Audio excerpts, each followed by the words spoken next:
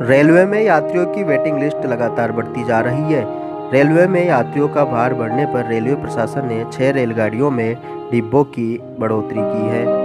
Railway प्रशासन ने यात्रियों की वेटिंग लिस्ट को देखते हुए 6 रेलगाड़ियों में डिब्बों की अस्थायी बढ़ोतरी की है। रेलगाड़ियों में डिब्बों की बढ़ोतरी होने से यात्रियों को यात्रा में सुविधा मिलेगी। वेटिंग लिस्ट में टिकट कंफर्म होने का इंतजार कर रहे यात्रियों को भी अब राहत मिलेगी। रेलवे प्रशासन की ओर से इन 6 रेलगाड़ियों में अस्थायी डिब्बों की बढ़ोतरी की है।